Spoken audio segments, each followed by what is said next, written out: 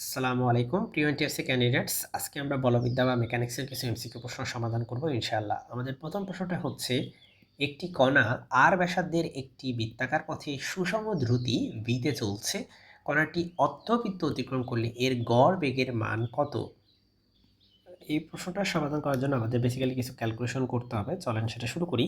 প্রথম কথা হচ্ছে, আমাদেরকে যেহেতু গড় বেগের মান বলছে, আমরা জানি যে গড় বেগ হচ্ছে আপনার আপনার হচ্ছে মোট সরণ, ভুলে গড় সরণ লিখতে নিচ্ছিলাম।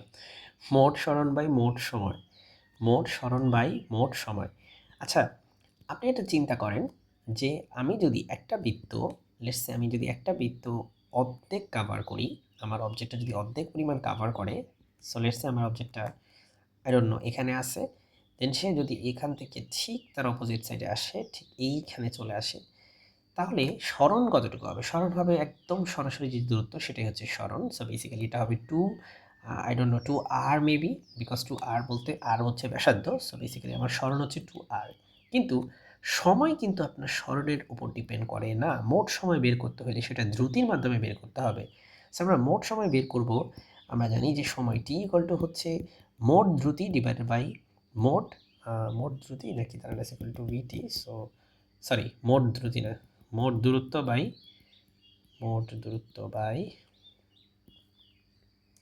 সময় হচ্ছে মোট দূরত্ব বাই দ্রুতি। ঠিক আছে? সো এই যে আমি বললাম যেটা দ্রুতির মাধ্যমে বের করতে হবে এবং দূরত্বের কনসেপ্ট ইউজ করতে হবে। সো আমরা যদি এখান থেকে এখানে আসি, আমরা যেহেতু পরিধির অর্ধেক পরিমাণ দূরত্ব পার করছি, সেক্ষেত্রে পরিধি হচ্ছে 2πr এবং তার অর্ধেক পরিমাণ দূরত্ব হচ্ছে বেসিক্যালি πr। সো বেসিক্যালি এখানে হবে পাই r, রাইট? আর আমার দ্রুতি, I don't know, let's consider that to be V. হ্যাঁ, ভি দ্রুতিতে আমি ও আচ্ছা আচ্ছা, সরি, এখানে তো দিয়ে দিচ্ছে। So I know, I already know. So this is v. So this is the time that it took. So this is pi r divided by v. আর কাটা, এই ভিটা উপরে উঠবে। সো আমার অ্যান্সার হবে 2v বাই পাই। সো বেশ interesting একটা প্রশ্ন, বিশেষ করে এটা কনভেনশনালি এই টাইপের প্রবলেম হয়তো অনেকেই করেন নাই, আবার কেউ করে থাকতে পারেন। সো আশা করি বুঝতে পেরেছেন যে এটা কীভাবে সলভ করতে হবে। এরকম যদি আপনি সলিউশন সহকারে, ব্যাখ্যা সহকারে কোশ্চেন পেতে চান, তাহলে আমাদের বইটি কালেক্ট করতে পারেন। আমাদের বইটি এখনও পাবলিশ হয়নি, আমরা ইনশাল্লাহ খুব শীঘ্রই সেটা পাবলিশ করব। আপনি আমার হোয়াটসঅ্যাপ নাম্বারে যোগাযোগ করে আমাকে নক দিয়ে রাখতে পারেন, যত পাবলিশ হওয়ার আগে আমরা আপনাকে একটা নোটিফিকেশন দিয়ে দিব।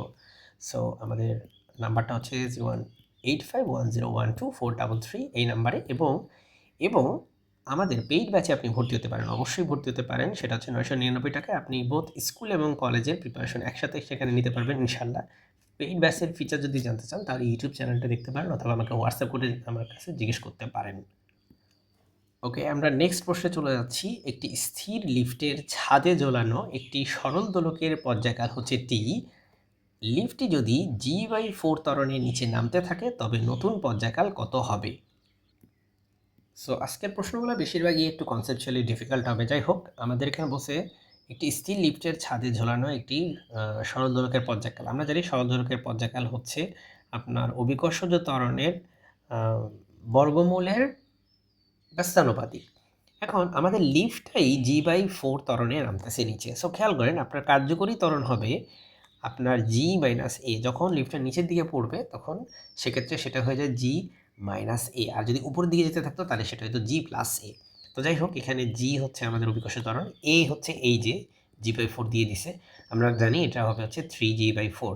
সো এখন আপনি একটা জিনিস একটু খেয়াল করেন, আপনার এটা হচ্ছে এটার উল্টা, অর্থাৎ আপনার নতুন পর্যায়কাল হবে 1/√over 3g/4।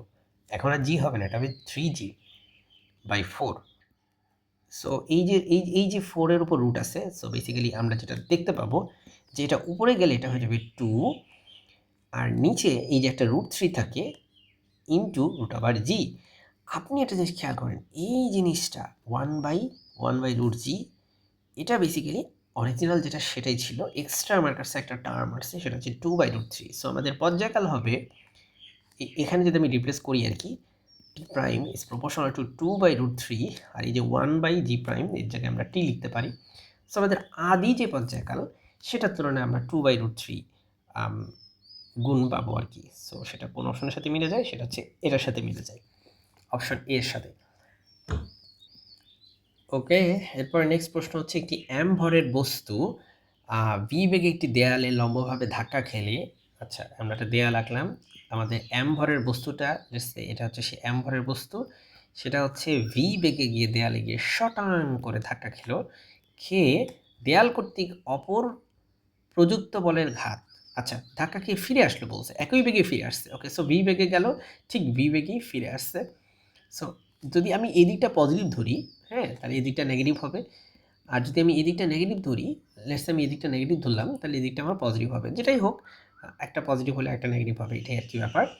সো আমাদেরকে বলছে যেখানে বলের ঘাত কত, আমরা জানি ইম্পালস বা বলের ঘাত হচ্ছে চেঞ্জ ইন মোমেন্টাম, বলের ঘাত যে সেটা হচ্ছে মোমেন্টামের চেঞ্জ, সেটা হচ্ছে mv মাইনাস এম ইউ। কারণ আপনি খেয়াল করেন আপনার শেষ বেগ কত, আপনার শেষ বেগ কিন্তু এটা কিন্তু প্লাস ভি, সো এটা হবে এম ভি। আপনার আদিবেগ কত, আদিবেগ হচ্ছে এই দিকটা আমি যদি মাইনাস ধরি তাহলে এটা হবে মাইনাস ভি, মাইনাস ভি, ঠিক আছে। সো এটা হবে minus M M minus M into এই যে মাইনাস ভি হবে আদিবেগ। সো আমার এটা হিসাব করলে হবে এম ভি, এই মাইনাস মাইনাসে plus M V, M V plus করলে হবে 2 MV। যদি আপনারা কেউ এই দিকটাকে পজিটিভ ধরে এই দিকটাকে নেগেটিভ ধরতেন তাহলে আপনাদের -2 MV আসতো, তাতে কিছু যায় আসতো না, বিকজ পরিবর্তনটা আসলে এখানে আমার কাছে চাইছে, আমার কাছে চিহ্নটা চায়নি। সো আমাদের এটা হচ্ছে 2 MV হবে, অর্থাৎ আমরা সি নাম্বারে দেখতে পাচ্ছি। সো এখানে একটা জিনিস রিয়েলাইজ করাটা ইম্পর্টেন্ট যে বলের ঘাত হচ্ছে আসলে চেঞ্জ ইন মোমেন্টাম বা ভরবেগের পরিবর্তনের সমান। এটা যদি বুঝতে পারেন তাহলে এটা আসলে একদম ঢাল ভাতের মতো একটা প্রশ্ন আর কি।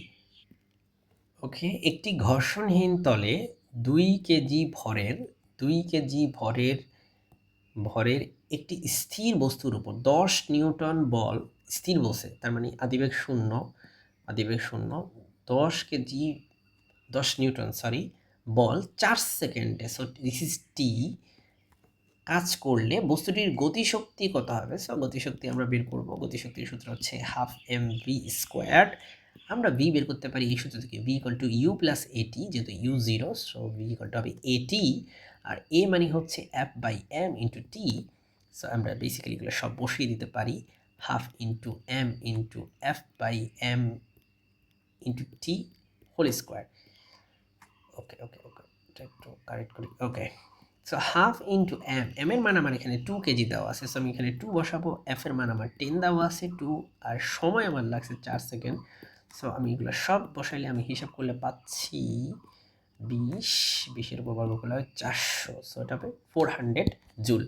সো আশা করি পুরো ক্যালকুলেশনটা বুঝতে পারছেন যেটা কিভাবে হয়েছে 400 জুল। ওকে, সো এরপরে আমরা চলে যাচ্ছি রকেটের প্রশ্নে। একটি রকেট প্রতি সেকেন্ডে 100 কেজি জ্বালানি, একটি রকেট প্রতি সেকেন্ডে 100 কেজি জ্বালানি আপনার, আচ্ছা এটা হচ্ছে ভর, 500 মিটার পার সেকেন্ড বেগে নির্গত করে, রকেটের উপর প্রযুক্ত ধাক্কা বা থ্রাস্ট কত?